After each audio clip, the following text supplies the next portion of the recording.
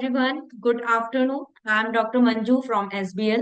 मैं आप सभी का एसबीएल की जो हमारी वेबिनार सीरीज हैं इन सभी में आपका मैं स्वागत करती हूँ. एंड आई एम श्योर ये सीरीज आप लोगों को इंटरेस्टिंग लग रही होंगी. दैट्स वाई हमारा रजिस्ट्रेशन हो रहा है. जैसा कि हम सब जानते हैं कि जो आज का टॉपिक है वो है पार्किंसंस डिजीज. पार्किंसंस डिजीज के आजकल केसेस काफी ज्यादा हो रहे हैं, तो इसीलिए हमने ये टॉपिक आज चूज किया है. जो पार्किंसंस डिजीज की अगर हम बात करते हैं तो ये नॉर्मली जो ओल्ड लोग होते हैं उनमें होगा. एंड इसी के लिए हमने आज अपने स्पीकर को इनवाइट किया है. आज हम इस वेबिनार के थ्रू जानेंगे कि जो पार्किंसंस डिजीज है वो क्यों होता है, इसके क्या रीजंस हैं, कुछ ही लोगों को क्यों अफेक्ट करता है, क्यों नहीं सारे जितने भी ओल्ड एज के लोग हैं सबको अफेक्ट करता है, और ये होम्योपैथी में किस तरीके से हेल्प कर सकता है. राइट. सो हम लोग वेबिनार को स्टार्ट करने से पहले जैसे कि हम हमेशा बताते हैं, कुछ हमारे अनाउंसमेंट्स होती हैं कि आपको क्या करना है क्या नहीं करना है. राइट. सो सबसे पहले जो हम जितने भी लोग यहाँ पे वेबिनार को अटेंड कर रहे हैं, आप लोग अपने क्वेश्चंस की क्वेरीज, जितनी भी क्वेरीज हैं हमारे question and answer chat box में लिख सकते हैं. इसके लिए हमारा एक प्रॉपर सेशन होता है जिसमें कि हम आपके जो क्वेश्चंस हैं उनका रिप्लाई करेंगे. एंड इसके साथ ही जितने भी हमारे अटेंडेंस हैं हम उन लोगों को ऑनलाइन सर्टिफिकेट प्रोवाइड करते हैं. इसके लिए आपसे रिक्वेस्ट है कि आप अपनी ईमेल आईडीज हमें शेयर कर सकते हैं. दूसरा, क्योंकि ऑनलाइन सर्टिफिकेट है तो ये आप हमारी एसबीएल की वेबसाइट से खुद डाउनलोड कर सकते हैं आफ्टर दिस वेबिनार. इस वेबिनार के दौरान थ्री क्वेश्चंस जो है हम खुद रेंडमली सेलेक्ट करते हैं. इन लोगों के हम नाम डिसाइड करेंगे और बताएंगे वेबिनार के टाइम पर कि कौन ऐसे 3 लोग हैं जिनके हमने क्वेश्चन सेलेक्ट किए हैं, एंड उनका नाम अनाउंस किया जाएगा. It will be better for you कि जिन भी 3 लोगों का नाम अनाउंस किया जाएगा आप अपनी, एक तो आपकी ईमेल आईडी और दूसरा द मोस्ट इम्पॉर्टेंट अपना फोन नंबर आप चैट बॉक्स में डाल दो, so that it will be easy to connect further. And अगर आप लोगों को ऐसी वेबिनार की रिकॉर्डिंग्स और जो हमारा सोशल मीडिया नेटवर्क है जैसे कि यूट्यूब चैनल है, लिंक्डइन है, इंस्टाग्राम है, वहां पर भी हमारी बहुत डिफरेंट डिफरेंट टाइप की इंफॉर्मेशन आती है, अपडेट होती है, तो आप उन सबको फॉलो कर सकते हैं. अब हम इंट्रोड्यूस करते हैं अपनी डॉक्टर को. Doctor Jayata, welcome to the are this webinar series of SBL. If we want to know about Dr. Jayata. So she is very well known, renowned, respected homeopathic doctor, and she is having a vast experience in the homeopathy field. And she is BHMS, LLM, criminology, and she is working as a homeopathy medical officer in government of Haryana. Also, she actively participated in various camps at various places of Haryana, and with this, she has an interest in publishing multiple research papers. Dr. Jayata, welcome to you, and now it's over to you. You can start your presentation. Thank you, ma'am. Thank you so much. Good afternoon, everyone. A warm welcome. Thank you for this opportunity. Today, I will be presenting my presentation on Parkinson's disease care, the role of homeopathy in restoring vitality. Parkinson's disease एक तरीके का neuro degenerative disorder होता है. ये firstly compile हुआ था, इसका name 1817 में. इसमें बेसिकली क्या होता है कि जो नसें होती है, जो हमारी नर्व सेल्स होती हैं, उसमें बायोकेमिकल चेंजेस इन्वॉल्व होते हैं. स्ट्रेस फैक्टर हो सकता है, पेस्टिसाइड्स या जो भी हम जंक फूड्स खा रहे होते हैं उसके वजह से, जिसके वजह से जो मसल कोऑर्डिनेशन है, ऑब्वियसली नसें मसल्स को, पूरे बॉडी के मूवमेंट को ब्रेन से लेकर लिम्स तक पूरा कोऑर्डिनेट कर रहा होता है. उसमें कोऑर्डिनेशन में प्रॉब्लम होती है, पुअर सिग्नलिंग होती है, और there is a progressive loss of coordination. Secondary symptoms जैसे जैसे वो कंडीशन आगे बढ़ती रहती है या और क्रॉनिक होता रहता है ओल्ड एज पेशेंटों में, वैसे उसमें हाईली कॉग्निटिव डिस्फंक्शन होता है, यानी कि मेमोरी लॉस हुआ, लैंग्वेज प्रॉब्लम हुआ, ड्रूलिंग हुई, इस तरह के सिम्टम्स पाए जाते हैं. बेसिकली अर्ली सिम्टम्स पार्किंसंस के क्या है? एज अ डॉक्टर ऑब्वियसली हम केस टेकिंग के थ्रू इस चीज को समझते हैं, बट एज अ लेमैन या एज अ नॉर्मल पर्सन जिनके ऑब्वियसली घर में इस तरह के पेशेंट हो सकते हैं, एक चांसेस हैं, वो कैसे इस तरह की कंडीशन को समझ सकते हैं? अर्ली सिम्टम्स क्या है? शुरुआत होती है, देर is a loss of smell, ठीक है। बाकी ड्रूलिंग होती है, ड्रूलिंग इन द सेंस जो सलाइवा है या दाल है वो कंटिन्यूअसली निकलती रहती है। कंटिन्यूअस क्यों? क्योंकि नसें उस चीज को कंट्रोल नहीं कर सकती। हमारी जो नसें होती है वो बेसिकली कंट्रोल सिस्टम को डिफाइन करता है, तो ना कंट्रोल होने की वजह से ड्रूलिंग होती रहती है। कॉन्स्टिपेशन यानी कि कब्ज की शिकायत हो सकती है, बाकी के जीआई कंप्लेंट्स भी हो सकती है जैसे एसिडिटी वगैरह। और जो मसल्स की जो कोऑर्डिनेशन है उसके वजह से रेस्टलेस लेग सिंड्रोम हो सकते हैं, जिसकी वजह से रात में सोने की प्रॉब्लम हो सकती है, स्लीप पैटर्न डिस्टर्ब हो सकता है, फेशियल एक्सप्रेशंस में चेंजेस आ सकते हैं, मूवमेंट्स हो सकते हैं स्लो, जैसे कि हाथों के, पैरों के। और जो मसल्स है वो हमेशा उसमें एक रेस्टलेसनेस पाई जाती है, ये भी हमारा एक बहुत ही प्रोमिनेंट सिम्टम है जो हम लेते हैं ड्यूरिंग रेपटाइजेशन। स्टिफनेस होती है, रिजिडिटी होती है, ब्लिंकिंग होती रहती है आंखों में, पलके जो है वो हमेशा झपकती रहती है। कोई भी चीज खाने में या कोई भी चीज मतलब कोई भी लिक्विड चीज लेने में उसमें सॉलिंग में प्रॉब्लम हो सकती है। जब हम चल रहे होते हैं तो उसमें स्टेबिलिटी हमारी होती नहीं है। ओवरऑल अगर हम इन सब चीजों को देखें तो ऑब्वियसली हमारी पर्सनालिटी में कई सारे मेजर चेंजेस धीरे धीरे धीरे धीरे क्रॉनिक जैसे जैसे होता जाता है उसमें चेंजेस आने लगते हैं। और वॉइस में चेंजेस आते हैं, नेक में पेन होने लगता है, और intestinal writing difficulties, excessive sweat. Parkinson's होने के कई सारे कारण हैं। मेजर जो कारण होता है आज के डेट पे, साइकोसोमैटिक डिसऑर्डर जिसको हम कहते हैं, बेसिकली मेंटल स्ट्रेस जिनके केस में पाई जाती है, या सब्सटेंस अब्यूज, ड्रग अब्यूज, इनके केसेस में सबसे ज्यादा पाया जाता है। इडियोपैथिक जहाँ कोई रीजन नहीं होता, जेनेटिक हो सकता है, पेस्टिसाइड जो हम ऑब्वियसली आज के डेट पे जो भी हम खाना खा रहे होते हैं, जो भी हमारे वेजिटेबल्स या फ्रूट्स हमें मिल रहे हैं वो हमें नेचुरली नहीं मिल रहा, उसको अलग से इंजेक्शन से बनाया जाता है या उनको डेवलप किया जाता है, तो उससे भी ऑब्वियसली नर्व्स की प्रॉब्लम हो सकती है। और फैमिली की हिस्ट्री हो सकती है, depression, alcohol consumption, substance abuse, जैसे मैंने कहा, स्मोकिंग, सिजोफ्रेनिया, उससे भी आगे के जनरेशन में ये दिक्कत आने के चांसेस बढ़ जाती हैं। वायरसेस हो सकती है, जैसे कि एंसेफेलोपैथी, इन्फ्लुएंजा, हर किसी केसेस में होती है। ड्रग इंड्यूस हो सकती है, प्रोलॉन्ग टाइम तक आप ड्रग्स ले रहे हो जिसकी ऑब्वियसली बॉडी को रिक्वायरमेंट नहीं है। हेड इंजरी हो सकती है, सेरिब्रोवास्कुलर डिजीजेस यानी कि ब्रेन और हार्ट की कंडीशंस जहां इन्वॉल्व है वहां हो सकती है पार्किंसंस। यूज ऑफ एक्सेसिव या एक्सेस डेयरी प्रोडक्ट्स या processed food, obviously junk foods वगैरह, स्पेशली जंक फूड जिसमें सोयाबीन या सोया के जितने भी प्रोडक्ट्स हैं, अजीनोमोटो, चाइनीज खाना, ये जहां भी इन्वॉल्व रहता है। स्टेजिंग अगर हम मेडिकल एंगल से कहें तो स्टेजिंग 5 स्टेजेस में होती है। हालांकि होम्योपैथी में as per my experience stage 1, 2, 3 को हम बहुत अच्छे से कंट्रोल कर सकते हैं। स्टेज 1 में इन्वॉल्व होता है one sided body tremor, tremor यानी कि कांपते रहना, रिजिडिटी, ब्रैडिकाइनेशिया।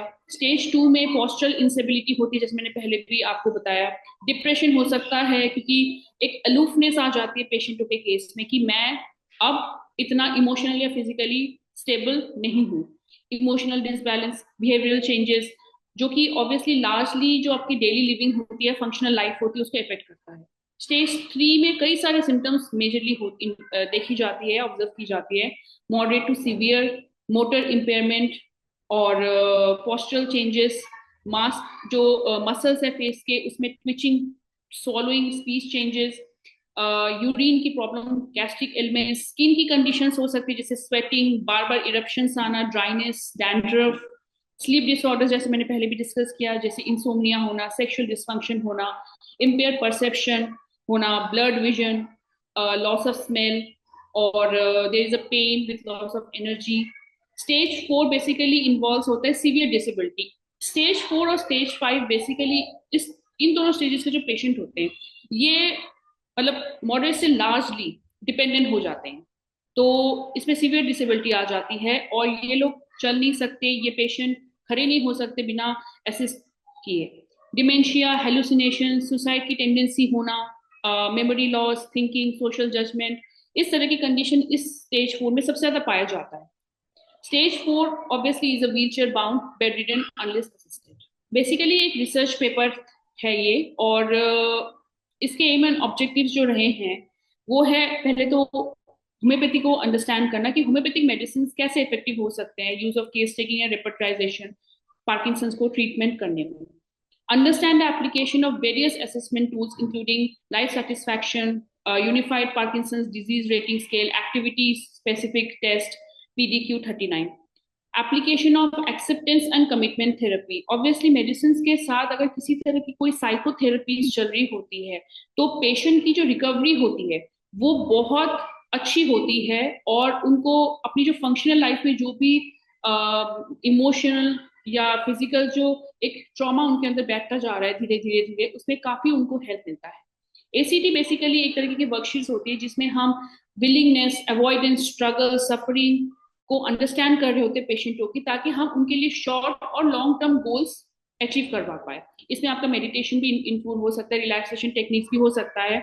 इस तरह के जो गोल्स हैं अगर पेशेंट सेट करते हैं तो उनकी जो दिनचर्या है उसमें काफी इंप्रूवमेंट मिलती है. Understand the 6 pillars of Parkinson's, including attitude, relationship, stress reduction, sleep, exercise, character traits, nutrition, क्योंकि न्यूट्रिशन बहुत ज्यादा इंपॉर्टेंट होता है पार्किंसन की कंडीशंस में. और understand the role of AYUSH where H stands for homeopathy.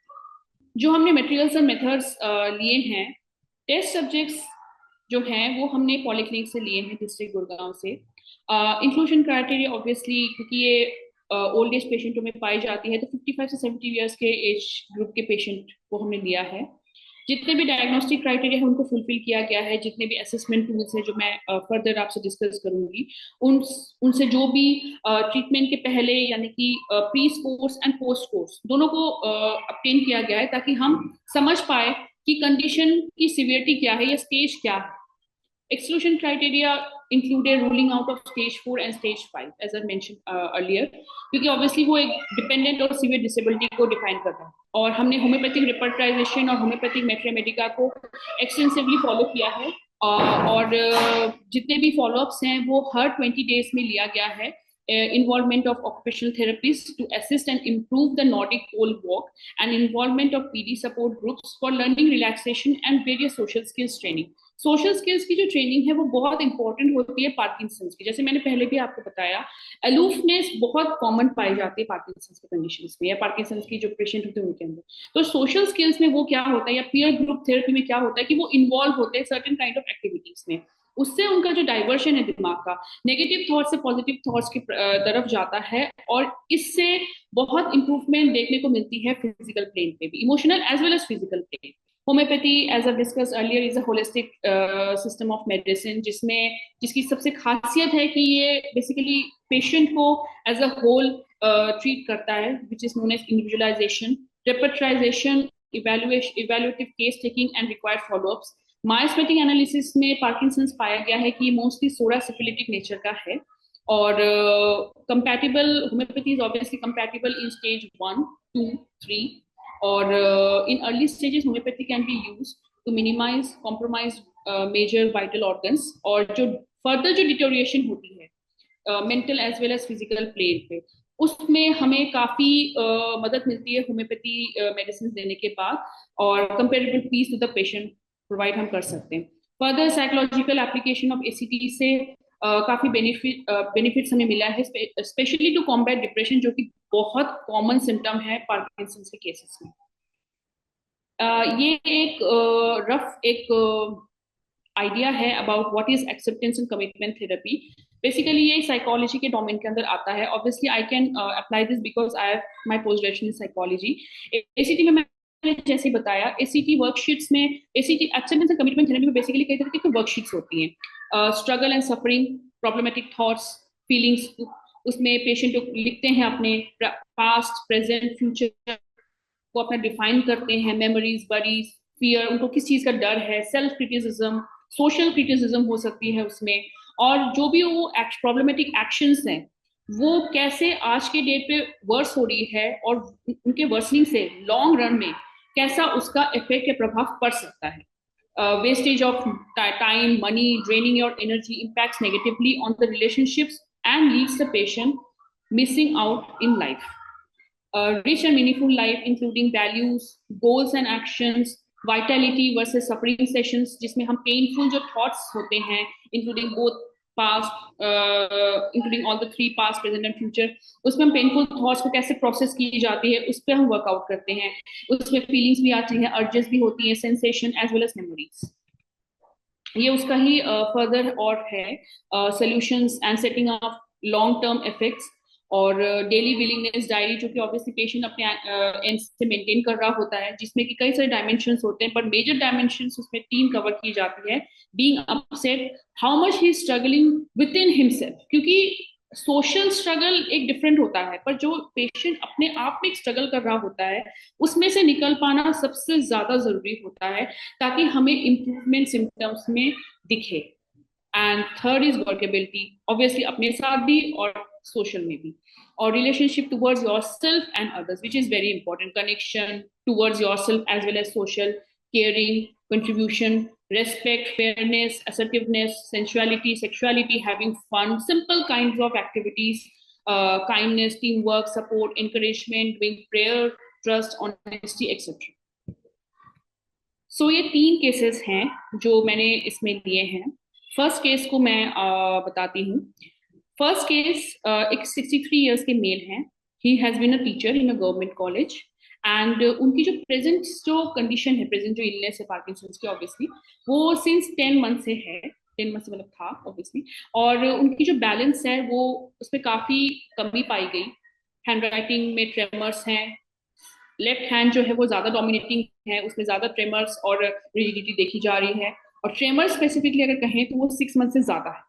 Past history में पाया गया है कि उनको ही हैज बीन सफरिंग या he has suffered from viral pneumonia influenza 3 years back repeatedly, जो कि पैलिएटिव मोड ऑफ ट्रीटमेंट से दबा लेकिन अच्छे से ठीक नहीं हुआ। अब कोई भी फीवर जो होता है, स्पेशली टाइफॉइड, निमोनिया, इस तरह के जो फीवर्स होते हैं बेसिकली कन्वेंशनल मेडिसिन से दबते हैं, वो जड़ से ठीक होना जरूरी है, अदरवाइज ऑब्वियसली वो बैठते बैठते आपके नर्व्स में, आपकी नसों को सबसे ज्यादा दिक्कत करने लग जाती है एक पीरियड ऑफ टाइम के बाद। एडिक्शन हैबिट्स इनके केस में कोई पाई नहीं गई है। हिस्ट्री ऑफ मेंटल इलनेस में डिप्रेशन है, लॉन्ग टर्म डिप्रेशन। इन्वेस्टिगेशन हमने magnetic MRI, magnetic resonance imaging और CT स्कैन करवाया है। कॉन्ट्राइंडिकेशंस में हाइपरटेंशन है, और करेंट फंक्शनल स्टेटस में ही कैनॉट ड्राइव, और इश्यूज है उनके मतलब कपड़े पहनने में और नहाने में। गेट, मॉडरेट ब्रेडाकाइनेशिया, मसल्स की जो वीकनेस है, और न्यूरोलॉजिकल फाइंडिंग्स में AROM, जो कि बहुत ही सिग्निफिकेंट मतलब एक पैरामीटर होता है पार्किंसंस को अंडरस्टैंड करने में, वो बहुत ही लिमिटेड है। बायलैटरल शोल्डर फ्लेक्शन और एबडक्शन, ये जो मैंने असेसमेंट टूल्स के बारे में डिस्कस किया, के साथ ऑल द असेसमेंट टूल्स जो कि बहुत नेसेसरी होता है पार्किंसंस को अच्छे से इवैल्यूएट करने में, besides obviously the individualization and the repertorization of homeopathy. Patient health questionnaire, इसमें 9 से 10 आइटम्स इन द सेंस इसमें क्वेश्चंस होते हैं, उसमें हमारी स्कोरिंग होती है। ये इस तरह के सारे असेसमेंट टूल्स आपको ऑब्वियसली ऑनलाइन मिल जाएगा, और इसमें इस पेशेंट के केस में हमें 14 मिला है। पार्किंसंस डिजीज क्वेश्चनरी में इसमें 39 क्वेश्चंस हैं, जो रफली मोबिलिटी को, इमोशनल वेलबींग को, सोशल सपोर्ट को कवर कर रहा होता है। उसमें स्कोरिंग ट्रीटमेंट के पहले की है, ये सारे scores 48%। Same activity specific balance confidence scale ABC, जिसमें कि 16 क्वेश्चंस होता है, 42%। Unified Parkinson's disease rating scale 42, 70%। Life satisfaction questionnaire 3 points हैं। अब अगर हम बात करें एक्सेप्टेंस कमिटमेंट थेरेपी के, तो शॉर्ट टर्म गोल्स में देयर इज अ डिक्लाइन। किन किन चीजों में डिक्लाइन पाई गई है कि जो पहले थी, ऑब्वियसली जैसे उनके घर में डॉग है, वो पहले बहुत ज्यादा उनको घुमाने लेके जाते थे, उनको अभी नहीं घुमाते। वो अपने जर्नल्स लिखते थे, न्यूज़पेपर पढ़ते थे, उसमें डिक्लाइन पाई गई है। लॉन्ग टर्म गोल्स में उनमें अपने लिए केयर करना, रीड करना, एंड आसपास के स्टोर में जाना, वहां 10 लोगों से बात करना, उसमें काफी ज्यादा डिक्लाइन पाई गई है। और प्रेयर थेरेपी में ऑब्वियसली जो बाकी के थेरेपीज ट्रीटमेंट के पहले से दी जा रही है, ऑब्वियसली जब पेशेंट मेरे पास आया है उसके पहले से, prayer therapy given since 1 month. And work balance scale, ये एक फंक्शनल बैलेंस वर्सेस स्ट्रोक को डिफाइन करने का एक पैरामीटर होता है, इसमें पॉइंट्स 43 मिले हैं। Now the second case is 71-year-old female, she is basically a housewife, और उनकी हिस्ट्री है प्रेजेंट कंडीशन की, उनको पार्किंसंस है since 2 years and there is a decreased balance, और उनकी जो स्पीच है उसमें बहुत ज्यादा कमी पाई गई है, और उसमें स्लर्डनेस है, और राइट हैंड जो है इस केस में ज्यादा डोमिनेटिंग है, उसमें ट्रेमर्स भी सिंस 1.5 ईयर से बहुत ज्यादा है, 1.7 ईयर से सॉरी। और पास्ट हिस्ट्री में इनके है हेड इंजरी, वो कपड़े सुखाने गई थी और उनको वो वहां से अपने चेयर से गिर गई थी और जिसकी वजह से उनके हेड में इंजरी हुई थी। और एडिक्शन हैबिट्स में नथिंग, और हिस्ट्री ऑफ मेंटल इलनेस और साइकोसोशल कंडीशंस में एंजाइटी और डोमेस्टिक वायलेंस की हिस्ट्री पाई गई है। इन्वेस्टिगेशंस में single photon emission, computerised tomography और पेट पॉजिट्रॉन एमिशन टेस्ट। कॉन्ट्राइंडिकेशंस उनको पहले से डायबिटीज है, और जैसे कि मैं डोमेस्टिक वायलेंस के लिए बोला कि उनकी हिस्ट्री में है, तो बहुत ज्यादा एक फैमिली का जो सपोर्ट होता है फीमेल के लिए स्पेशली, अगर मैं कहूँ, तो वो उनके केस में बहुत ज्यादा लैकिंग पाया गया। और करंट फंक्शनल स्टेटस में उनका कोई प्रॉब्लम नहीं है फिलहाल, सीढ़ियों में चढ़ने से या बेड से ऊपर नीचे होने में, लेकिन there is a lack of confidence, severe lack of confidence I should say. Okay, gait में लो ग्रिप है, हाथ की जो ऐसी ग्रिप होती है वो बहुत लो है, और अपर एक्सट्रीमिटीज में एक हमेशा एक पिंचिंग टाइप का पेनफुल सेंसेशन रहा है। AROM limited in bilateral hip extension. Patient health questionnaire score है ट्रीटमेंट के पहले 12, पार्किंसन डिजीज क्वेश्चनरी का है 57%, activity specific balance confidence scale का है 47%, unified Parkinson disease rating scale का है 50%, लाइफ सेटिस्फैक्शन क्वेश्चनरी का है 2.2, और अगर हम एक्सेप्टेंस और कमिटमेंट थेरेपी की बात करें तो there is short term goals की, तो reach out for support group, ये इसमें बहुत ही डिक्लाइन इसमें पाई गई है कि वो अलूफनेस है, वो हर किसी से आज की डेट पे इंडिफरेंस मेंटेन करना या अपने आप को एकदम अलग रखना, अकेले रखना। और लॉन्ग टर्म गोल्स में there is a severe lack of nutrition, family relationships, और working on Nordic walking skills. Prayer therapy not given, और any kind of social skills training counselling not given, और बर्ग बैलेंस स्केल 40 है। Okay. The third patient is, he has been ex-bank manager, 67, male. इनकी history of present illness है idiopathic PD, जैसे कि neurologist ने diagnose किया है, since 7 months, और there is a postural reflexes abnormality और altered with decreased balance, right hand या राइट साइडेड डोमिनेटिंग है, और ट्रेमर स्पेसिफिकली अगर देखा जाए तो सिंस 5 months से है। पास्ट हिस्ट्री में overweight, right wrist injury. Addiction habits में yes, he has been a very severe chronic alcohol taker, and history of present illness में या psychosocial illness में पाया गया है chronic stress on substance abuse। Investigation हमने इनके केस में हुआ है dopamine transporter scan, DAT scan, USG brain. Contraindications में there is a lack of social support along with hypothyroidism. Current functional status में लेस कॉन्फिडेंस, और बाहर के लोगों से जो उनका एक मिलना जुलना है उसमें बहुत ज्यादा उनकी कॉन्फिडेंस की कमी पाई गई है, और पोस्चरल इंस्टेबिलिटी है, काइफोटिक पोस्चर जिसको हम कहते हैं। गेट टोन स्ट्रेन सेंसेशन में apparent weakness in anti gravity muscles including back and neck. PROM बहुत लिमिटेड है न्यूरोलॉजिकल फाइंडिंग्स में। Patient health questionnaire 16 points, Parkinson's disease questionnaire 54%, activity specific balance confidence scale 44%, unified Parkinson's disease rating scale 60%, life satisfaction question में उनको 3 points मिले हैं। Coming to the acceptance and the commitment therapy, short term goals में उनके there is a decline, जो कि वो पहले ऑब्वियसली करते थे, छोटी छोटी जो एक्टिविटीज होती हैं जो पेशेंट को ऑब्वियसली दिमाग से और शरीर से इन्वॉल्व रखता है, there has been decline specially in gardening, dance program जिसमें वो पहले इन्वॉल्व थे। और long term goals, exercise habits, individualise movement goals and treating pain, उसमें कई ज्यादा उनके डिक्लाइन पाए गए हैं। एंड there has been no counseling sessions given to such to the respective person। or Berg balance scale 0.4, sorry 44। so this is a repertorization sheet of the first patient, obviously जिनको हमने टेरेंटुला दिया है।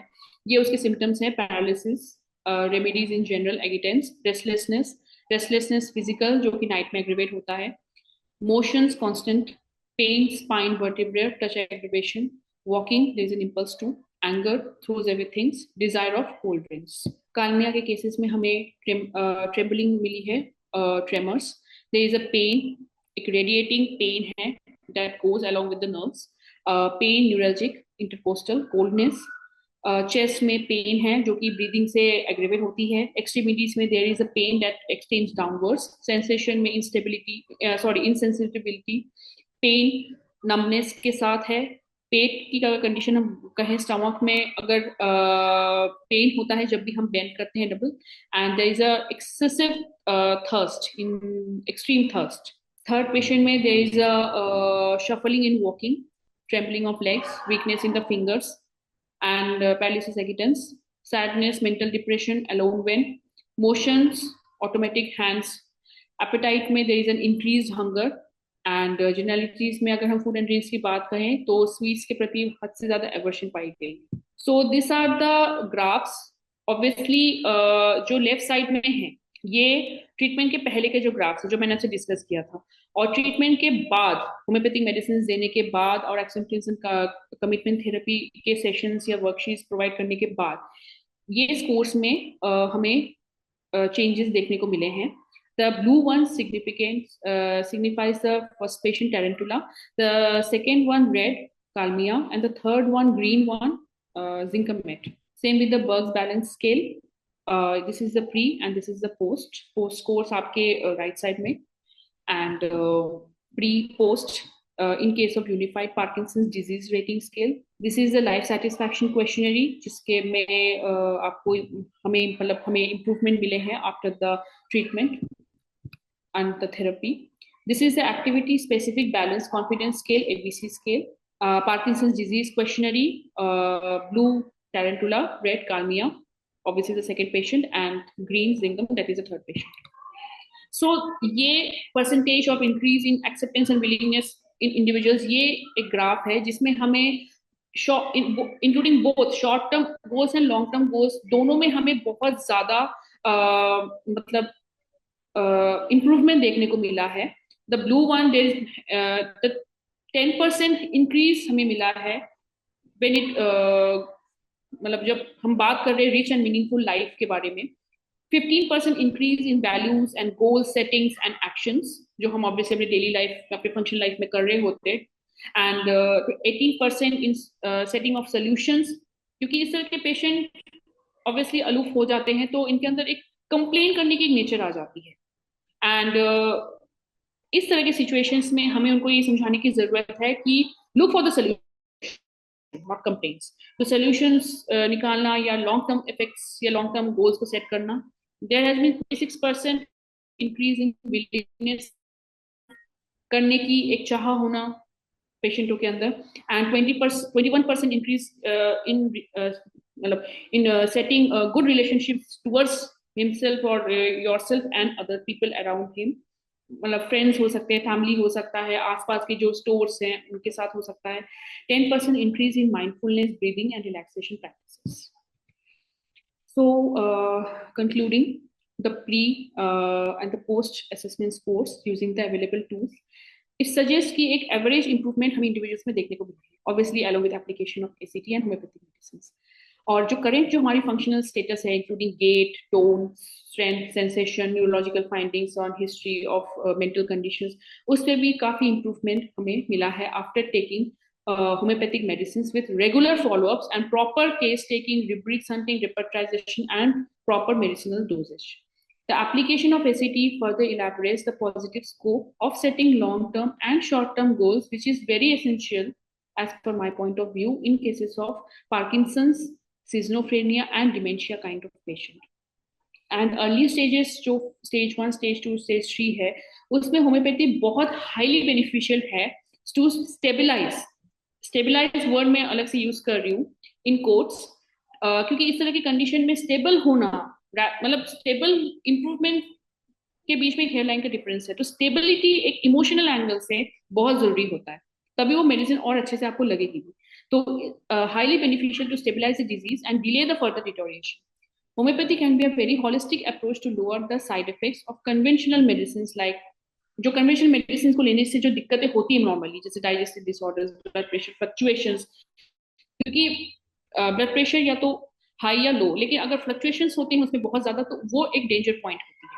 तो restlessness, depression, dizziness, अराइथमिया, इस तरह की conditions को control करने में, जो कि ऑब्वियसली कन्वेंशनल मेडिसिन को लेने से हो जाते हैं, एक्स्ट्रा सिम्टम्स, एक एक्स्ट्रा सिम्टम का बर्डन हो जाता है, उसको भी homeopathy can lower them. The sole objective is helping the individuals in reduction of various higher doses of conventional medicines, and also to reduce the intensity of tremor, rigidity, bradykinesia, postural instability, जो confidence एक लो है उनके अंदर, emotional जो instability है उनके अंदर, depression, उनको कम करना, overall affecting largely the daily functionality of life. अब बात है न्यूट्रिशन की. Obviously I would say कि food is the best medicine. Food की रिप्लेसमेंट कोई नहीं कर सकता. तो फूड्स जो हमें खाने होते हैं या इस तरह के पेशेंटों को देने होते हैं या प्रायोरिटी होनी चाहिए, raw fruits and vegetables, high fibre foods, healthy fats, जो कि ऑब्वियसली हमें ड्राई फ्रूट्स में मिलती है, cold pressed oils, omega 3 foods जैसे कि fish oil capsules, flaxseeds, everything, fresh vegetable juices. अगर सॉलो करने में दिक्कत हो रही है तो हम इस तरह के पेशेंटों को जो हमारे फ्रूट्स एंड वेजिटेबल्स है उनको ग्राइंड करके, उनको ब्लेंड करके उसका जूस भी हम इस तरह के पेशेंटों को दे सकते हैं. Can be beneficial. Moderate protein, green tea. Supplements में majorly coenzyme Q10, vitamin C, vitamin E, green superfood formula, omega 3 fish oil, vitamin D. Foods to avoid, high amount of protein जो डाइजेस्ट करने में बहुत दिक्कत होती है, जैसे कि processed meat, processed chicken and processed foods की अगर हम पर्टिकुलरली बात करें तो इसमें उस तरह के सारे फूड्स होते हैं जो चाइनीज हैं, सोया कंटेंट के जितने भी प्रोडक्ट्स होते हैं, इस तरह के foods, burger, pizza, artificial sweeteners and added sugar and potential food allergens. ये एक ये जो टॉपिक है, care towards the patient suffering from Parkinson disease, this is common for both doctor and a layman like. किस तरह के हम cares दे सकते हैं इस तरह की कंडीशन के अगर कोई पेशेंट हमारे घर में है. हम उनके जो डेली कोर्स हैं, जो भी उनके काम हैं, जैसे कि नहाना, खाना, घूमना, जो सिंपल सिंपल जो टास्क हैं, उसमें हम उनको फील कर सकते हैं that we are connected with them. क्योंकि इस तरह के पेशेंट ऑलरेडी एक अलूफनेस, एक इमोशनल इंस्टेबिलिटी से गुजर रहे होते हैं. तो हमें उनके साथ कनेक्टिविटी मेंटेन करना, ताकि वो हमसे कनेक्टेड रहें, बाकी लोगों से कनेक्टेड रहे और अपने आप से कनेक्टेड रहे, ये बहुत ज्यादा जरूरी है. और इस तरह के पेशेंटों को time to time short short exercises करवाना, जैसे कि 15 मिनट्स का आपने करवा दिया, उसके 2 घंटे बाद फिर 15 मिनट्स, ताकि जो हमारे लिम्स हैं वो कंटिन्यूअस मूवमेंट में रहे. Create normalcy by taking their mind of the disease, this is very important.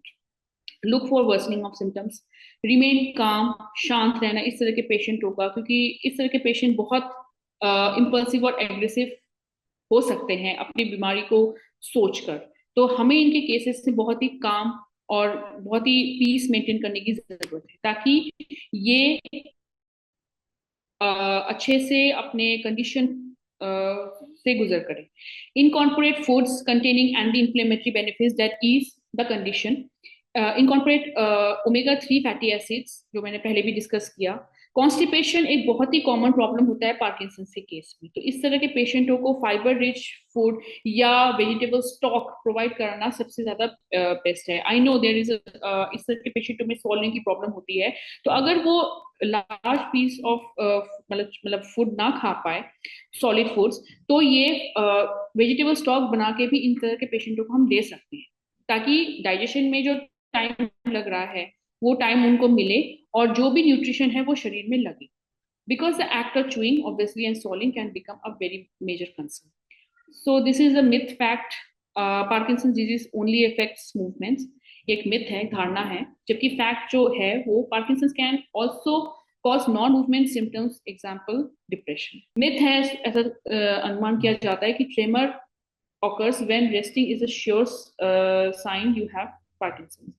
जबकि fact ये है कि tremors can also be caused by other conditions such as stroke or brain injury. So this is the bibliography of the research paper.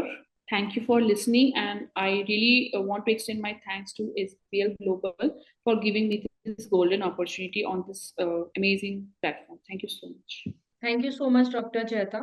So now we will be having a question and answer session. So please discontinue your screen sharing. First question is, constipation is a part of Parkinson's disease. How Hmm. to control it and what medication to use? अगर हम individualise treatment देते हैं जो कि सबसे best है, क्योंकि कई डॉक्टर्स को मैंने देखा है they go for the therapeutic, which is I think, मतलब in my opinion that is not good for treating such kinds of diseases. तो जब हम इंडिविजुअलाइज ट्रीटमेंट दे रहे होते तो उस तरह के मेडिसिन इस तरह के सिम्टम्स को ऑलरेडी कवर कर रहे होते हैं। अब जो मेडिसिन मैंने दिए हैं ऑब्वियसली, या जो मैंने केस आपके साथ डिस्कस किया है, उन पेशेंटों में भी कॉन्स्टिपेशन की प्रॉब्लम बहुत कॉमन थी। All the 3 patients way suffering from constipation, क्योंकि कॉन्स्टिपेशन क्या है, बेसिकली जो आपके इंटेस्टाइन्स हैं, आपके आंतें हैं, आंतों की जो म्यूकस मेम्ब्रेन्स है उसमें स्लोनेस आ जाती है, उसको भी कंट्रोल नर्व से कर रहे होते हैं। तो ये जो मेडिसिन हैं जो हम इंडिविजुअलाइज ट्रीटमेंट दे रहे हैं, ये मेडिसिन ऑब्वियसली उस तरह के जो सिम्टम्स है उसको कवर करता है। बाकी के अलग से किसी तरह की कोई सप्लीमेंट लेने की कॉन्स्टिपेशन में दिस इज नॉट नेसेसरी, क्योंकि कोई भी हम ट्रीटमेंट लेंगे उसमें इट कैन कॉन्ट्राइंडिकेट। तो होम्योपैथी की जो इंडिविजुअलाइज ट्रीटमेंट है वो ऑलरेडी उस सिम्टम को कवर करता है beside the major symptoms. The second question is, UMN lesions or LMN lesions are also the part of the Parkinson disease or not? क्या? I am sorry ma'am. LMN lesions are also the part of Parkinson's disease or not? It can be और it cannot be, depend करता है। और जरूरी नहीं कि हमें हर patient में हर सिम्टम्स मिले। वो धीरे धीरे जितने भी हमारे हम जैसे जैसे आगे बढ़ते हैं या स्टेजिंग जैसे जैसे आगे होती है, उस हिसाब से वो सिम्टम्स फुल ब्लोन हमें दिखते हैं, उस हिसाब से हमारी ट्रीटमेंट और फॉलोअप्स चलते हैं।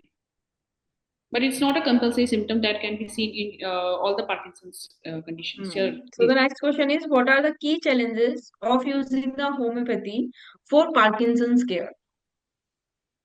Can I repeat? Uh, yeah, no, key challenges basically, obviously, as per my opinion, की चैलेंजेस इस तरह के जो कंडीशंस होते हैं जिसमें ऑब्वियसली न्यूरो साइकेट्रिक कंडीशंस, मतलब both conditions I am Hmm. Including neuro as well as psychiatric, इस तरह के कंडीशंस में हमें जो पोटेंसी है मेडिसिन की वो बहुत ही अच्छे से मेंटेन करने की जरूरत है। If you are giving 1 m then you need to maintain 1 m only throughout the case या थ्रू आउट द ट्रीटमेंट। आप कभी 1 m दे रहे हो, कभी कोई सिम्टम्स को देख के, जैसे कि मैंने देखा भी है कई बार होते हुए, कई बार कुछ एक्स्ट्रा सिम्टम्स आ गए, जैसे ऑब्वियसली हम 1 साल से ट्रीटमेंट दे रहे हैं, 1 साल में जरूरी तो नहीं कि पार्किंसंस के अलावा पेशेंट को और कोई Hmm. कंडीशन नहीं हो सकता।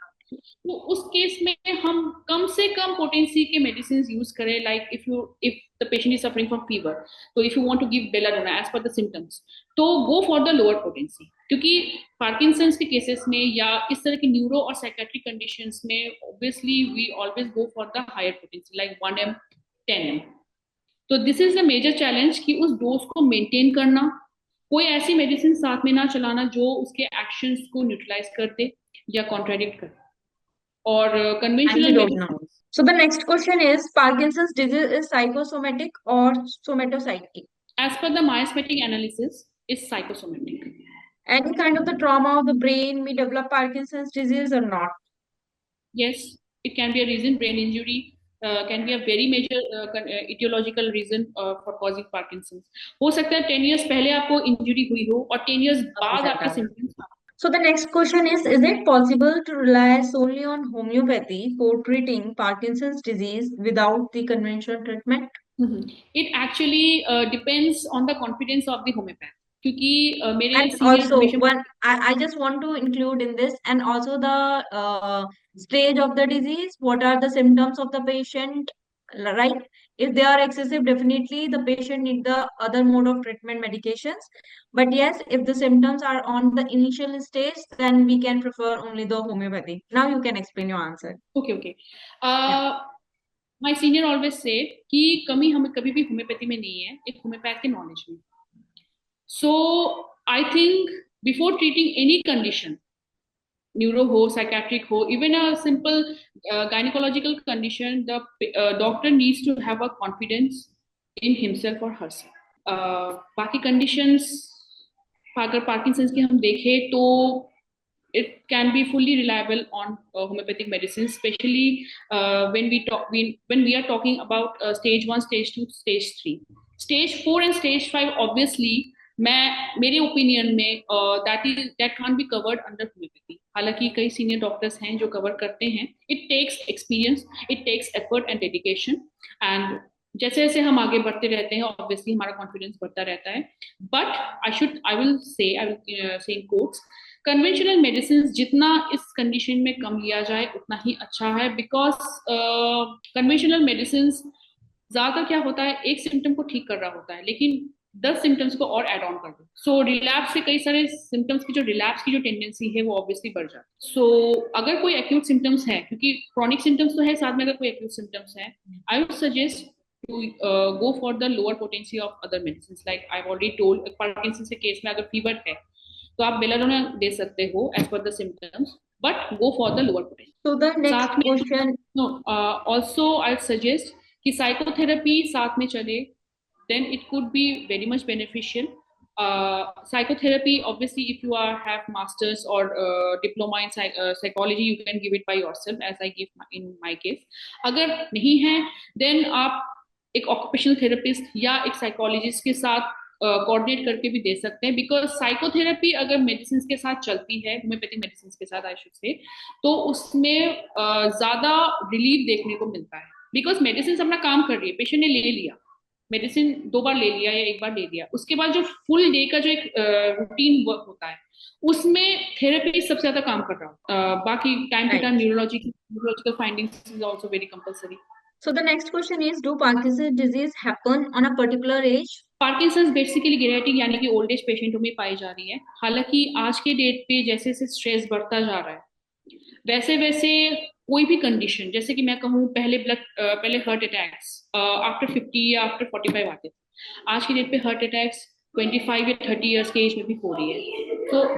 So for now Parkinson's after 55 के एज में ही होता है, लेकिन इन द कमिंग टाइम जैसे जैसे स्ट्रेस बढ़ता जाएगा, जैसे जैसे न्यूक्लियर फैमिलीज की टेंडेंसी बढ़ती जाएगी, या फास्ट मोड ऑफ लाइफ बढ़ता जाएगा, या use of excessive junk foods और process foods, there can be chances कि इसके जो होने के जो एज है वो हो सकता है और डिक्लाइन करे। और So the next question is, Parkinson's disease is permanently curable or not? Permanently curable मैं नहीं कहूंगी। मेरे जो तीनों पेशेंट हैं उनके केस में I would say 80 to 85% relief देखने को मिला है, लेकिन मेडिसिन अपनी जगह होती है, वेदर भी पार्किंसन और सिंपल जीआई कंप्लेंट्स, डॉक्टर के जो स्कोप होता है वो 80 to 85% होता है। बाकी जो 10, 15 या 20% जो स्कोप होता है वो पेशेंट के खुद के हाथ में होता है। हमने उन्हें दे दिया, थेरेपी दे दी, मेडिसिन दे दिया, पर वो कितना अपनी तरफ से मैनेज कर रहे हैं, कितना अपने अंदर इमोशनल स्टेबिलिटी को रख रहे हैं, वो बहुत ज्यादा जरूरी होता है। पार्किंसन के केसेस में अगर मैं कहूँ तो इसमें डाइट बहुत इंपॉर्टेंट एक फैक्टर होता है। 80% इट्स क्यूरेबल, बाकी 20% पेशेंट के ऊपर होता है कि पेशेंट किस तरह से अच्छे से उस चीज को मैनेज करके चलते। Next question is there is no injury, but when patient was in 20s, she got shocked by some event that even give him fever. Could that be the reason for the Parkinson's disease? Ma'am I didn't get, क्या reason था ma'am patient में? So the question is, if there is no injury, I'm sure the screen is visible to you as well. So I'm reading this, ma'am. If there is no injury, right? But when the patient was in its 20s, he or she got a shock by some event that even gave him fever. Could that be the reason for Parkinson's disease? So इसमें basically patient ये पूछ रहा है कि अगर किसी को कोई इंजरी नहीं है लेकिन उसके 20s में उसको कोई बहुत ज्यादा शॉक हुआ है जिसके एकदम से बाद उसको फीवर हुआ था, लेकिन क्या ये एक रीजन हो सकता है पार्किंसंस का? पार्किंसंस बेसिकली डिजेनरेटिव कंडीशन है, ये धीरे धीरे धीरे धीरे स्लोली आपके बॉडी पे डेवलप होता है। जब सिम्टम्स आते हैं तब हमें समझ में आ जाता है। इट कैन बी और can not be a reason, लेकिन ये एक टाइम के बाद, एक एज के बाद ही वो समझ में आ सकती है। अगर हमें उस तरह के पेशेंटों में जो अर्ली सिम्टम्स मैंने कवर किए हैं या मैंने डिस्कस किया गया उसमें देखने को मिलता है, तो हम उसको पार्किंसंस डायग्नोस कर सकते हैं as per the assessment tools. लेकिन 20s में पार्किंसंस इज नॉट दैट, मतलब इट कांट हैपन। हाँ, The लेकिन cause, I after a think certain it period of can time be the it cause can, in his like in 60s or it can 70s. Be a It cause. can be the cause. हाँ, it can be a cross, it can be a cross. Yeah. And the one question is here, any kind of diet which would be preferable? I think we already discussed this diet of already Parkinson's patient. Nerves की condition में basically protein के diet को ज्यादा consider किया जाता है, protein rich diet, omega 3 omega 6 that is found in fish oils. But इस तरह के पेशेंटों में क्योंकि ऑब्वियसली कॉन्स्टिपेशन है, स्लो म्यूकस मेम्ब्रेन्स की मूवमेंट है, तो हमारी सजेशन यही होगी कि जो भी हम खाना खा रहे हैं, जो भी वो पेशेंट खाना खा रहे हैं, वो टुकड़ों में खाए, ताकि उनको टाइम मिले उस खाने को डाइजेस्ट करने में, और जो खाना वो खा रहे हैं उसका जो न्यूट्रिशन है वो शरीर में लगे। अगर 3 बार ना खा के अगर वो उस खाने को 5 बार या 6 बार टाइम मतलब टुकड़ों में खाए, तो वो ज्यादा इस तरह के पेशेंटों में बेनिफिशियल होगा। So the next question is, have you used LM potency in these cases? The cases we know, have discussed. I will use LM potency. There is a one question, one more. Tremors and lack of coordination. Depression, aggressive in nature. Gelsemium remedy, Ignatia can be prescribed. As per the case taking और repertorisation of individualised treatment, क्योंकि इस तरह की conditions में आप office से therapeutic treatment नहीं दे सकते। इस तरह की Right. कंडीशन में आप you have to go for the individualised treatment. पर अगर सिम्टम्स मैक्सिमम कवर हो रहे 3+ सिम्टम्स जितने भी हैं, then you can give. So now we have discussed most of the questions, and thank you so much for this questions answers. So now the time कि अब हम अपना, जैसे हम लोगों ने कहा था कि इस वेबिनार के टाइम में हम 3 लोगों के नाम बताएंगे जो कि हम रेंडमली सिलेक्ट करते हैं।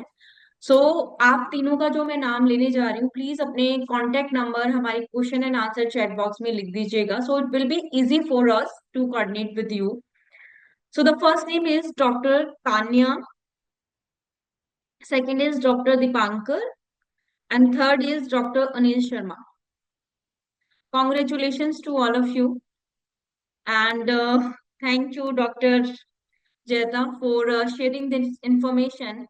एंड आई एम श्योर काफी सारे डॉक्टर्स भी हैं इस वेबिनार में इस टाइम पे, और हमारे जनरल लोग भी हैं जो कि जानना चाहते होंगे कि एक्चुअल में पार्किंसंस क्या है, तो काफी कुछ चीजें अंडरस्टैंड हुई होंगी, राइट। सो नेक्स्ट वेबिनार, अभी मैं क्वेश्चन एंड आंसर रीड कर रही थी तो उसमें था कि पैरालिसिस ऑफ ब्रेन का भी बनाएं, so we will consider this topic as well in our coming webinars.